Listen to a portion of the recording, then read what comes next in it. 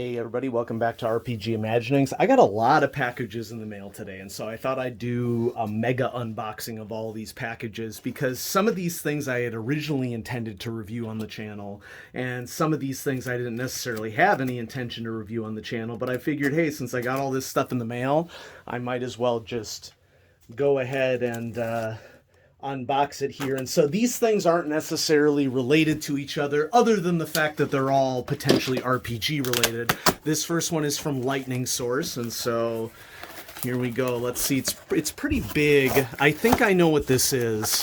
So let's just bust it open. It's pretty light, and yep, sure enough, I'm gonna make sure that the packing slip is out of the way. And in this Lightning Source box, very well packed, we have Space Scoundrels RPG and Space Scoundrels Adventures. This is a Kickstarter that I backed for a really, really reasonable cost because you can see these are pretty light RPGs. You know, it's the main text of the rules is only about 30 some odd pages, and Space Scoundrels is a not too serious science fiction game. You know, as I get older, I'm much more interested in role-playing games, many of which have been, you know, around for a while, like Paranoia, games that, you know, sort of break away from the 3.5 mentality of must have all the stats and find the optimum combination of stats. This is not that kind of role-playing game. And even while this Kickstarter was going, there were hilarious typical comments that you would, you know, expect of people saying, sir, I object to the probability matrix that you have assigned for this game. It is not quite optimal for what you should be doing here.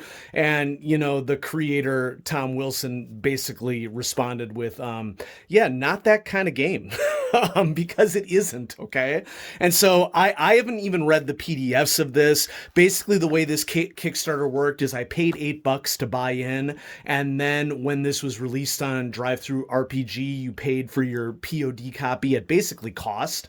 And so I think I paid an additional $11 for these two books, including shipping, for POD. And, you know, so it was a pretty cheap buy-in overall, and I'm going to have fun reading it. And this is a perfect, you know, game that you'd break out around the gaming table where you're not sure what to play and you need really something really simple to do. And so, you know, I'd probably get together some very simple character sheets for this and hand them out to the friends and say, we're doing this tonight since we're not feeling, you know, whatever else it is. And so Space Scoundrels, there's our first one. And, you know, I also wanted to showcase that in that, you know, I do a lot of Call of Cthulhu things on the channel, and I want to mix it up periodically because it's been a lot of Call of Cthulhu all at once recently.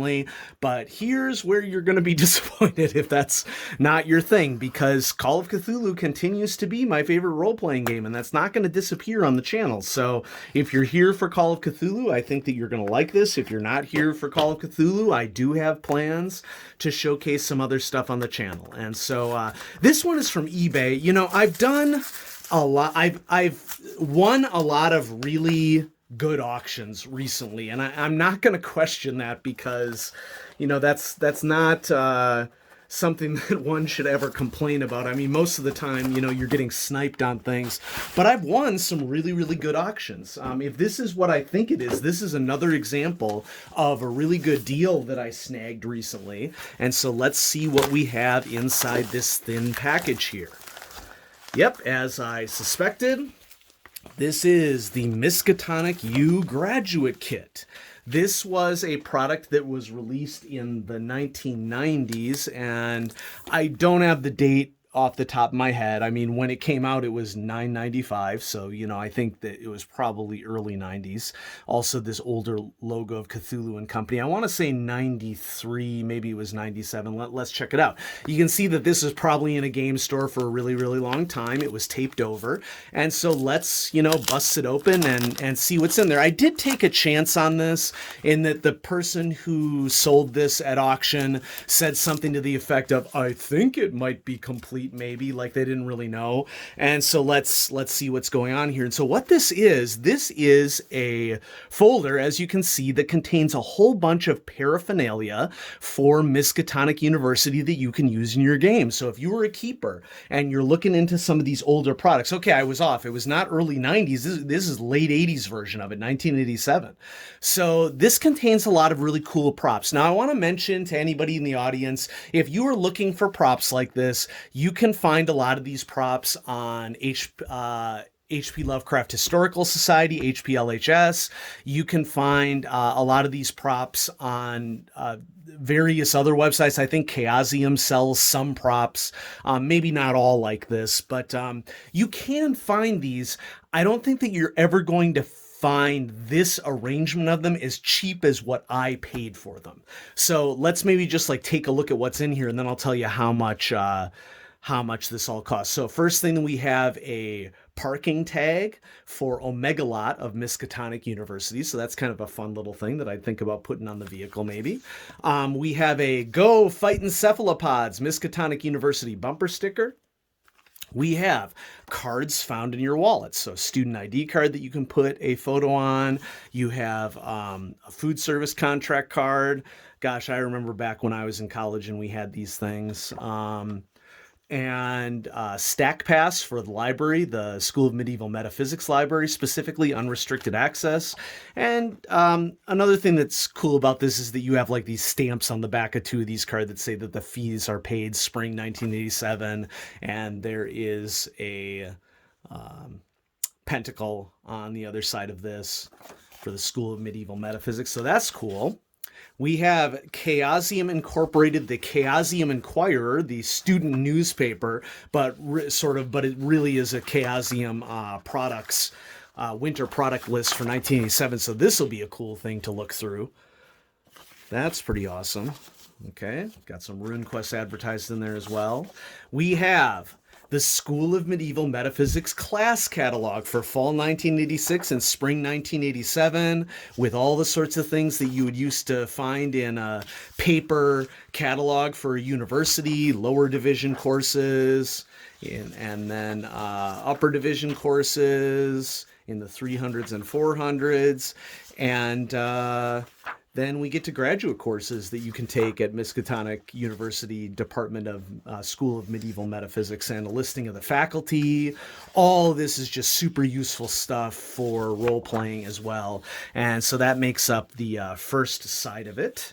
So we'll just reassemble. So far looks pretty okay in terms of whether or not it's complete. The big thing that I was curious about is that I didn't see whether or not it featured the diploma, which I think I have a diploma frame somewhere. No, that was something that I was originally going to get around to here in my recreation space, but I didn't get around to it. We have another bumper sticker on this side, Miskatonic U, and then it has the motto, and I got to read through this in order to be able to read the Latin: Ex ignoratum ad sapientiam e luce ad tenebris. And, I'm not a Latin person, so if you know what that is, let me know. We have a pad of paper for Miskatonic University Richard Upton Pickman Hall. There is a campus map, very useful for role-playing. Okay, and there's the... And this is one of these, restaurant placemat style maps that you would see at a restaurant or university. And so there's advertisements for all sorts of businesses around, including the Esoteric Order of Dagon Reading Room. Okay. And then we have a nice embossed diploma for a baccalaureate in metaphysical medievalia. And then here's a diploma frame. This frame can decorate your diploma from Miskatonic University. Use a straight edge and single-bladed razor blade to cut away the cardboard just to the inside of the border, leaving the center free to show your diploma. Hold the diploma to the frame by taping or gluing the edges. So that's pretty cool. And so it would just be this middle section that would be displayed there. Yeah, I definitely want to do that. That's pretty cool. I didn't know it was going to come with this frame. And then there are other things like this Cthulhu is Coming badge right here that you can cut out. Miskatonic University Alumni Association lifetime member. And then a name badge for the annual conventicle. I'm not even sure what that is. Never heard of that before. So, in the comments, maybe let me know. So this is a really nifty keeper aid that, okay, make your guesses for how much, I paid for it. Let's say A, $10, B, $20, C, $30. What do you think is the closest that I paid to this? I'll give you a couple seconds to decide. And the answer is A. I paid $12.50 for this, shipping included. Total steal for a classic Call of Cthulhu product. And so this is something that I will be excited to use in my games, and it's in pretty great shape, and so let's just continue to move on with the mega unboxing. And this is another one from eBay, and I got to give a shout out to Andy Miller of Max Rider on YouTube, and Andy is a pretty prolific writer for Miskatonic University. He has released quite a few scenarios, not Miskatonic University, the Miskatonic Repository.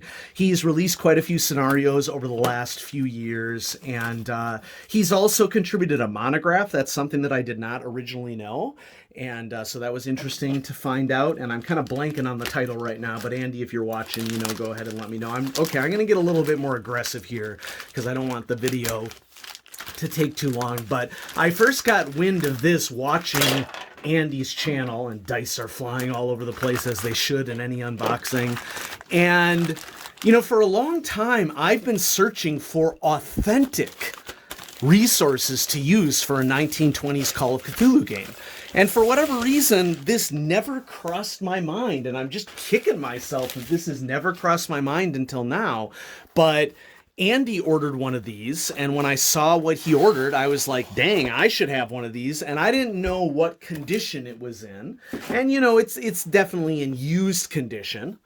But it's also just super cool. This is the New World Atlas and Gazetteer 1921 edition by P.F. Collier and Son Company. And, binding is a little busted up here. And it just has maps. And oftentimes these maps fall apart. This is like a known issue with this. But it has maps as of the known world in 1921. This is not a replica or anything. It's fallen apart because it's a really old book. And so basically at the front here we have some fold-out maps, one of the US, one of Canada, as they existed political map-wise in 1921. This is the 1920 Federal Census edition. The 1921 edition seemed to be cheaper to me than the 1925 edition, so I did more of my searching on the 1921 edition, but I want to point out to all of you that this is profusely illustrated. You got to sell your book, Edited and revised by Francis J. Reynolds. And this started, looks like, in 1907, and the copyright goes all the way up through this year. This one was copyright 1921. So, just to sum this up for all of you in the audience, if your investigators were at a library and utilizing their library use skill to do research into a particular location that they need to go to, whether in the United States or the UK or Australia or South America or Africa or elsewhere, this might be the copy that was actually on the shelf in the early 1920s. And so as something that I could hand to my players and say oh yeah, so heck, let's just go there right now. So my players are on their way to Bolivia right now. And so let's just, they're on their way to the Yucatan. So here's the Mexico map. I could hand them this atlas and say, here's what we know about Mexico in 1921. So they're headed here to the Yucatan where the Mayan civilization was at its greatest development and the most building was done. And they could actually look up what it was. Now, this isn't just political maps. There's also lots of other maps. And so I don't even know what this map is. Is this like a world? Yeah, this is like a World War I battle map. Wow, that is cool. So if you have an investigator who's a World War I veteran, this would have meaning to them. Dang. Okay, physical and commercial analysis of the world, including a depiction of the solar system as known. I'd like to point out that all of the orbits are noted as basically circular, which is completely and utterly inaccurate. But as scientists, that's one of the things that we look at for science as reported in texts, and one of the ways that we vet texts. You can tell when somebody doesn't really understand the science when they just go off of the basics of what they learned in high school. So orbits are elliptical, folks, and some orbits are more eccentric or less eccentric than others, but just something to keep in mind. And so, wow, okay, we're going to skip over the racist one right here. Okay, something that we got to contend with from the time. But the Gazetteer here is just additional information about what is known about the U.S. It's sort of like a mini encyclopedia about what's known about the physical aspects of the world and commercial aspects of the world at the time, and then summary of all the countries of the world, as well as some principal cities. Many of these world maps are in black and white, or not world maps, country maps are in black and white. And illustrated gazetteer of cities and towns of the world. Wow. Okay, so this is just basically like a list, alphabetical, of cities of the world. And so some of them, like, here's a street map of Baltimore. Oh my gosh, if there's street maps, yep, here we go. A street map of Boston, which is where our campaign started. And so our Sanctum Sanctorum is located about right here in 1920s era Boston. And so this map is awesome, like located about around right here is where I placed it. And their Sanctum Sanctorum is essentially the Chapel of Contemplation, spoiler alert, from The Haunting scenario. And, we're now 3 years into this campaign, folks. It's awesome. And so, yeah, lots of illustrated major cities. This is just an awesome find. I paid $30 plus, roughly $10 for shipping, so roughly $40 for this. And to get a period book that investigators would actually find in a library at the time, because this was published in 1921 and is a 1920 era's copy. It's a little beat up, but I've seen pristine copies of this go for like around $75 to $120. And so, and there's some tears, as there would we would expect them from an older book. I'm not going to smell it because it does already have a musty smell to it. And so I'm not going to stick my schnoz down in there and inhale. But, yeah, so Andy Miller, thank you for showcasing this on your channel, and I now have a copy, and this will be invaluable for 1920s investigators, the New World Atlas and Gazetteer 1921 edition, which was right after the 1920 census. And so, yeah, thanks for watching on RPG Imaginings, everybody. I'm going to be coming back at you with some more stuff. I have lots of Call of Cthulhu stuff to share with you, of course, but I also have some other role-playing games inbound. And so, like, I have a supplement for Warhammer Fantasy role-playing that I want to show you. And I have a, let me think, I have, I'll have to think of some of the other role-playing games that I have that I have some more stuff for Alien RPG that I have not shown. And recent Wilderness kit product that came out for Dungeons & Dragons. I don't think that I've shown that on the channel yet. And so thanks, everybody, for watching. Have a great day.